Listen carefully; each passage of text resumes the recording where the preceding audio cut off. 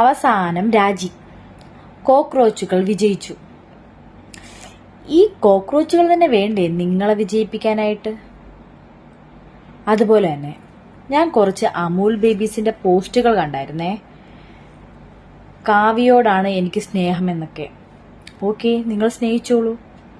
അതിനിടയിൽ നിങ്ങൾ പറയുന്നുണ്ട് നിങ്ങൾക്ക് പറയാനുള്ള അവകാശമുണ്ടെന്ന്. നിങ്ങൾ പറഞ്ഞോളൂ.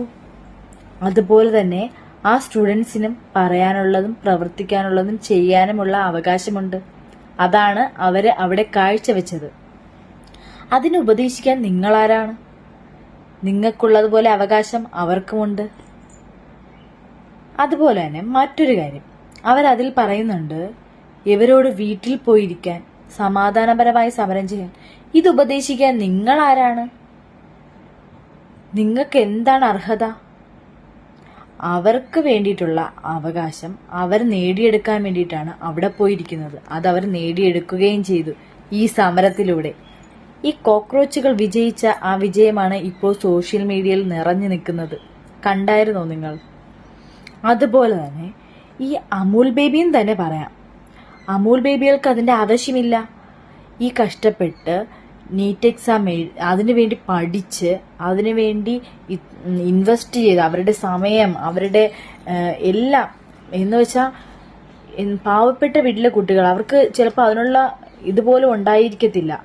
പക്ഷെ അവരതിനു വേണ്ടിയിട്ട് ഇത്രയും എഫേർട്ട് ഇട്ടിട്ട് അത് ലാസ്റ്റ് നഷ്ടമായിട്ട് വീണ്ടും റിപ്പീറ്റ് ചെയ്യണമെന്ന് പറയുമ്പോൾ ഓരോ കുട്ടികളുടെയും മാനസികാവസ്ഥ, അവർക്ക് കൊടുക്കാൻ വേണ്ടി ലക്ഷ്യങ്ങൾ കാണത്തില്ല.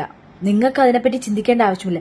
അമൂൽ ബേബി കുട്ടികൾക്ക് അതിനെപ്പറ്റി ചിന്തിക്കേണ്ട ആവശ്യമില്ല. കാരണം അവർക്ക് എന്താണ്, ക്യാഷ് ഉണ്ട്. ഇപ്പോൾ പേളി പറഞ്ഞ പോലെ പേളിയുടെ വീട്ടില് പേളിക്ക് അതിനുവേണ്ടി ഇൻവെസ്റ്റ് ചെയ്യേണ്ട ആവശ്യമില്ല. കാരണം അവർക്ക് ക്യാഷ് ഉണ്ട്. അവർക്ക് മക്കളെ പഠിപ്പിക്കേണ്ട ആവശ്യമില്ല. അവർക്ക് ക്യാഷ് ഉണ്ട്. ആ ക്യാഷൊക്കെ നമ്മളായിട്ട് കൊണ്ട് കൊടുക്കുന്നുണ്ട്. യൂട്യൂബിലൂടെയും ഇൻസ്റ്റാഗ്രാമിലൂടെയും ഫേസ്ബുക്കിലൂടെയും ഒക്കെ അവർക്ക് കൊടുക്കുന്നുണ്ട്, അവരെ ഫോളോ ചെയ്തിട്ട് അല്ലേ. അതുപോലെ തന്നെ മിക്ക സ്ഥലങ്ങളിലും ഈ കുട്ടികളെ സപ്പോർട്ട് ചെയ്യുന്നത് എത്ര ആക്ടേഴ്സിനെയാണ് നമ്മൾ കണ്ടത്. നമ്മൾ അവരെയൊക്കെ ഫോളോ ചെയ്യുന്നുണ്ട്, അവരുടെ ഫിലിംസിനെ എല്ലാം സപ്പോർട്ട് ചെയ്യുന്നുണ്ട്, പോസ്റ്റ് ഇടുന്നുണ്ട്, അവരുടെ ഫിലിംസ് എല്ലാം തിയേറ്ററിൽ പോയി കാണുന്നുണ്ട്. എത്ര പേരാണ് ഈ സ്റ്റുഡൻസിന്റെ ആവശ്യങ്ങൾക്ക് വേണ്ടിയിട്ട്? ഈ സ്റ്റുഡൻസ് പോരാടുന്ന എന്തിനാണ്? നമുക്ക് വരുന്ന ഇപ്പോഴുള്ള കുട്ടികൾക്കും ഇനി വരാൻ പോകുന്ന തലമുറയ്ക്കും വേണ്ടിയിട്ടാണ് ഈ സ്റ്റുഡൻസ് പോരാടുന്നത്. എത്ര ആക്ടേഴ്സ്, എത്ര പേര് നമുക്ക് വേണ്ടിയിട്ട് സപ്പോർട്ട് ചെയ്തിട്ടുണ്ടായിരുന്നു. ഈ രഞ്ജിനി ഹരിദാസ്, ജാൻമണി, ഇവരെയൊന്നും നമ്മൾ അത്രയും ഫോളോ ചെയ്തിട്ടില്ല. ഞാൻ ഫോളോ ചെയ്തിട്ടില്ലായിരുന്നു.